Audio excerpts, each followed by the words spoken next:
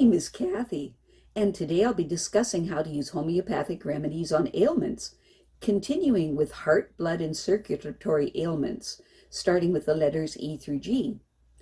But before I do this, I wanted to let you know that because I have a great many videos now on many different topics, that I've decided to make several different video playlists so that it's easier to find the videos of greatest interest. So please check out my playlist page. Please refer to my How to Use Homeopathic Remedies video before using the material in this video. I'll be discussing how to use homeopathic remedies on specific ailments, but I've broken these ailments into categories for easier reference. I'll begin with ailments of the mind and emotions, then I'll move on to ailments of the brain and nervous system. Then I'll address issues with your skin, nails, and hair, then the condition of the eyes, ears, nose, ailments of the teeth and gums, lungs, respiration, heart, blood, circulation, muscles, bones, joints, esophagus, stomach, duodenum, small and large intestines, liver, gallbladder, pancreas, kidney, bladder, ailments specific to women and ailments specific to men, then issues of the hormones and metabolism. After that, I'll address the issues of homeopathic remedies on infections, infestations, and the immune system. Then issues surrounding fertility and pregnancy and surrounding childbirth and postnatal problems. Then homeopathic remedies that address special problems in infants, ailments and diseases in childhood, and special issues as adolescents. And finally, special issues of the elderly. Constitutional treatment involves treating the totality of the individual person. Everyone is a unique individual with a unique physiology that responds to substances differently. In homeopathy, it is recognized that people will react strongly to certain remedies, and as a result of this, they can be loosely placed into different categories called constitutional types. Homeopaths talk of, for example, phosphoric types. These are people who react strongly to phosphorus, or Arsenicum album types, those who react strongly to Arsenicum album. The belief is that people of one type share similarities in terms of body shape, character, and personality, and the sorts of diseases from which they suffer. As an example, Natrum Mur people tend to be pear-shaped, have a dark complexion, be fastidious and rigid in personality, and keep themselves to themselves. They also crave salt and suffer from constipation. As another example, Lycopodium types tend to be tall, ganglion, of a stooped appearance, with an anxious expression and a craving for sweets and a propensity to produce intestinal gas. Now, of course, constitutional types have their limitations. In reality, each person is an individual, and so there are as many constitutional types as there are human beings. An account must be taken of the sum total of the person's inherent predispositions, past illnesses, diet, general reactions to the environment, intellectual and emotional features, and general attitude towards life. This is what is meant by constitutional treatment. I'll be making detailed videos of the various constitutional types after I've completed the use of homeopathic remedies on ailments. The ideas, procedures, and suggestions in this video and all my homeopathic videos are not intended as a substitute for the medical advice of a trained health professional. Consult your physician before adopting the suggestions in this video. If you're pregnant, do not attempt these techniques without the approval of your physician. So let's continue with learning how homeopathic treatments can help with heart, blood, and circulatory ailments, starting with the letters E through G. The heart is really two pumps, each composed of an upper and lower chamber and two valves, one between the upper and lower chamber and one at the exit from the lower chamber. The right side of the heart is the less muscular of the two pumps. It receives oxygen-depleted blood from the venous system and sends it to the lungs for oxygenation. The other half, the left side, receives oxygen-rich blood from the lungs and sends it shooting up through the aorta and around the whole body. Branching off the aorta are arteries and arterioles. Their walls are muscular and elastic and are designed to transmit the pumping force of the heart to the farthest reaches of the body. Blood is collected from every part of the body by venules and veins, which are thin-walled and have valves in them, so that blood can flow one way only, back to the heart. The pumping action of muscles helps to push blood through them. Connecting the small tributaries of the arterial and venous system are the capillaries. These are blood vessels so small that in major organs and muscles there are thousands of them per square inch. Oxygen-carrying red blood cells are pushed through them by the pulsing pressure of the heart. Blood pressure depends on three things: the tone of the artery walls, the pumping force of the heart, and the volume of blood in circulation. Generally speaking, blood pressure creeps up with age. This is because the kidneys become slightly less efficient at regulating the water content of the blood, and because arteries tend to become less elastic, thus forcing the heart to work harder.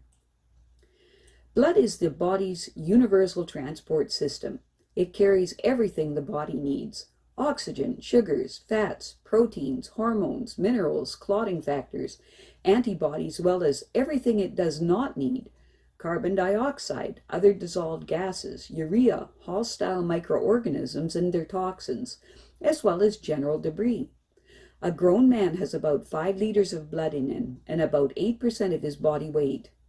Plasma, a straw-colored fluid that is mostly water, accounts for 55% of blood volume. Red and white blood cells and platelets make up the rest. Red cells carrying oxygen bound to an iron-containing pigment called hemoglobin, and the platelets prevent blood loss by initiating the clotting process. Far outnumber white blood cells, though during infection the latter multiply enormously. White blood cells are part of the immune system, protecting the body against disease organisms. As at the end of their useful life, which is seldom longer than 3 months even in the healthy of us, red and white blood cells are destroyed and recycled by the liver and spleen. Destruction must, of course, keep pace with creation. In a healthy individual, the bone marrow produces as many red blood cells as the spleen and liver destroy. The lymph glands, the glands that swell up during infection because they are busy producing a variety of white blood cells, are part of a secondary transport network called the lymphatic system. The spleen, tonsils, bone marrow, and thymus are also part of the lymphatic system, whose vessels run to every part of the body.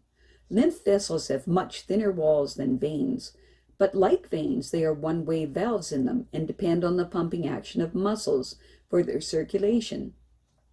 They transport lymphocytes to sites of injury and infection, collect emulsified fats from the small intestine, and drain fluid from the spaces between cells. This fluid contains proteins and other valuable substances that cannot be actively absorbed by the blood vessels. The contents of the lymphatic network eventually empty into the bloodstream through 2 ducts, one on either side of the neck, at the junction of the subclavian and internal jugular vein. Enlarged spleen. An enlarged spleen is one of the symptoms of malaria, cirrhosis of the liver, leukemia, lymphoma, and Hodgkin's disease. The spleen enlarges when called on to remove massive numbers of red blood cells, defective cells, or bacteria from circulation. Enlargement produces a dull, heavy sensation just under your left ribs. Although this may not be your only symptom, if you suspect an enlarged spleen, call your doctor within 12 hours, or rather see your doctor within 12 hours. In adults, the spleen may have to be removed if it has been ruptured by injury, or if it has been destroying too many red blood cells. Its functions are taken over by the rest of the reticular system. In small children, a splendectomy is usually avoided because this organ plays a large role in dealing with hostile bacteria. While in waiting investigation, give one of the remedies that follow. Specific remedies. To be taken 4 times daily for up to 2 weeks.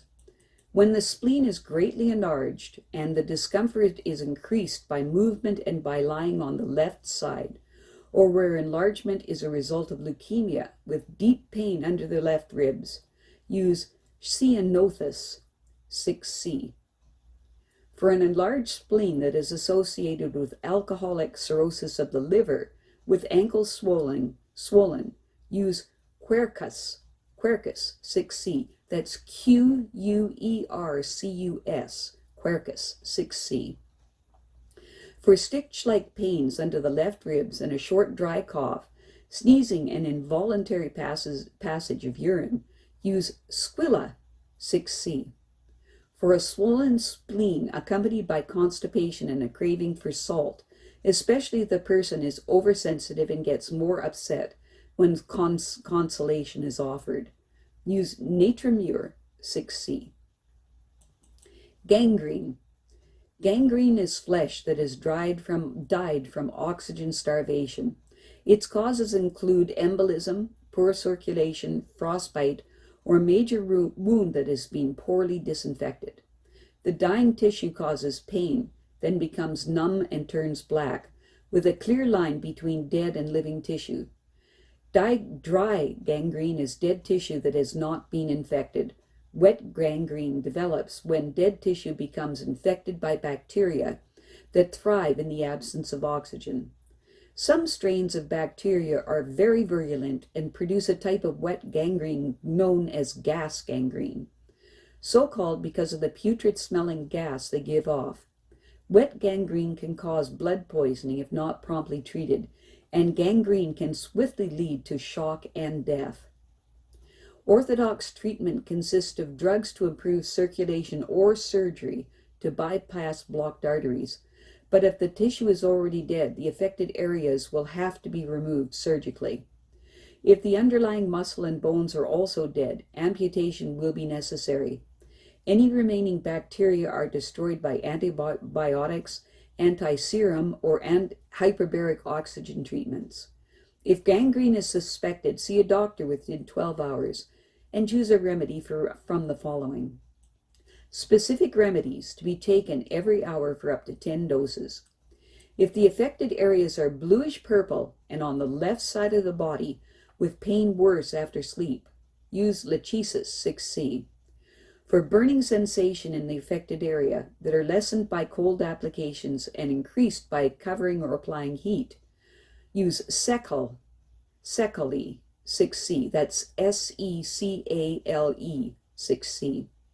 For ulceration of the surrounding skin, with cold making the pain worse and the person feels chilly and restless, use Arsenicum, 6C.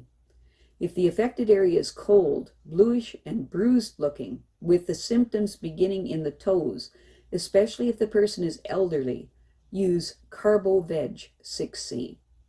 For a wound that turns septic or wet gangrene with a foul smell, use Echinacea, 6C. For a long-standing ulcer that develops wet gangrene, especially if the person is elderly, use Euphorbia, 6C.